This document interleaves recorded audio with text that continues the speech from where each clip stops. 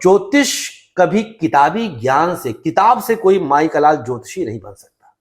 एक डायलॉग तो नहीं बोलूंगा, एक शब्द में एक वाक्य बोलता रहता हूं कि ज्योतिषी पैदा होते हैं, ज्योतिषी बनते नहीं। मैं पैदाइशी ज्योतिषी हूं। और आपको जान के ताज्जुब होगा कि मैंने ज्योतिष का कहीं एकेडमिक क्वालिफिकेशन नहीं लिया है। अच्छा। हाँ मैं जनरली बस साइंस का विद्यार्थी। ये चमत्कार माना या यही तो है, कृपा है, कृपा है, कृपा है भैया, ये कृपा है, ईश्वर की कृपा है। ये जग गया, प्रारब्ध जग गया। किताबें खोलता हूं तो लगता है कितने जन्मों से पढ़ा हुआ है, ऐसा फील होता है। तो शोध तो हमेशा चलता रहे। और अभी 5 साल के बाद कहाँ देखते हो अपने?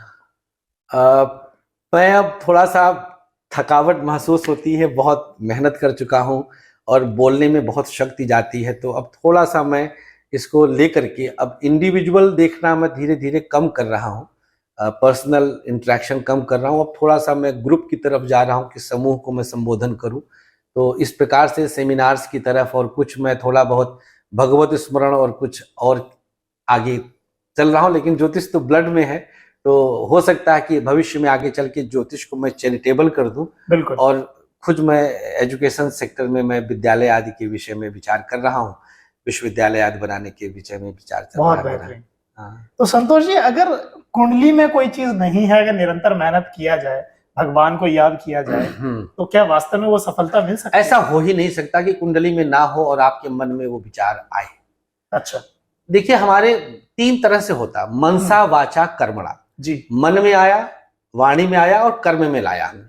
तो हमारे मन में आना, पिताजी से हमारी अक्सर इस बात पे बहस हो जाती है, बाबूजी से। वो कहते हैं कर्म प्रधान है, और मेरा एक वाक्य आता है कि कर्म के लिए प्रेरणा कहां से मिलती है। बिल्कुल। हर कोई जानता है कि हमें 18-19 घंटे परिश्रम करके हम यूपीएससी क्वालिफाई कर सकते हैं। तो हर कोई क्यों नहीं करता है? वो प्रेरित क्यों नहीं होता है? वही प्रेरणा हमारे प्लैनेट्स देते हैं। कुंडली में योग होगा, प्रेरित करेगा, आप करेंगे और सिलेक्ट हो जाएंगे। एक बीटेक क्वालिफाइड लड़का 58 लाख का पैकेज अमेरिका में सेटल्ड, उसके माता पिता मेरे पास आए कुंडली दिखाने के लिए और पूछते हैं अचानक से कि यूपीएससी का योग बताइए। मैं अवाक रह गया। मैंने कहा इसका तो बहुत अच्छा पैकेज होगा, विदेश में होगा, ऐसे वैसे। बोले हाँ सब सही है गुरुजी, लेकिन ये पागल हुआ और रिजाइन करके आके तैयारी कर रहा मुखर्जी नगर से। मैंने कहा अच्छा। तो कुंडली देखा तो मैंने कहा अच्छा, इसकी माथे की लकीर देखना चाहूंगा मैं। तो वीडियो कॉल पे उन्होंने दिखाया मुझे। तो भाई साहब, जब मैं वीडियो कॉल पे देखता हूं तो उसके चारों तरफ सिर्फ आईएस की चीजें और गजब की रेखाएं। मैंने उसको अपॉइंटमेंट लेटर तुरंत इशू कर दिया था।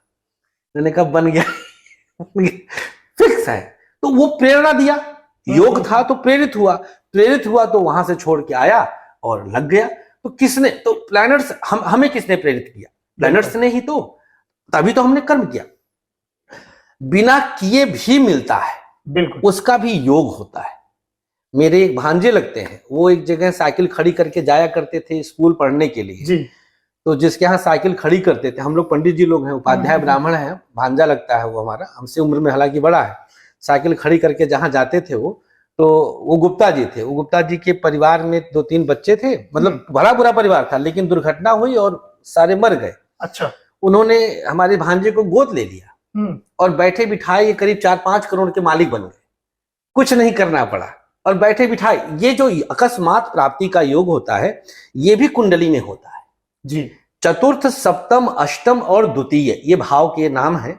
अगर इन कुंडली में इन भावों में प्लैनेट्स के संबंध बन गए तो ऐसे व्यक्ति को लॉटरी में भी तो आदमी क्या करता है? कुछ नहीं करता। और आप अखबारों में पढ़ते होंगे कि 40 करोड़ की लॉटरी लग गई, 50 करोड़ की लॉटरी लग गई, रातों रात। यही है।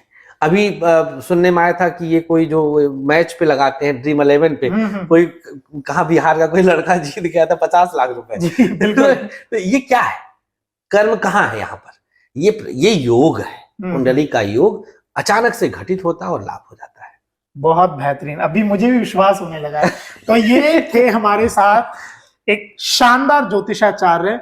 और देखिए, एक बड़े शायर ने बड़ी खूबसूरत लाइन कही है कि ऊंचाई नहीं होती उस पतंग की, क्योंकि इसकी डोर किसी के हाथ में होती है।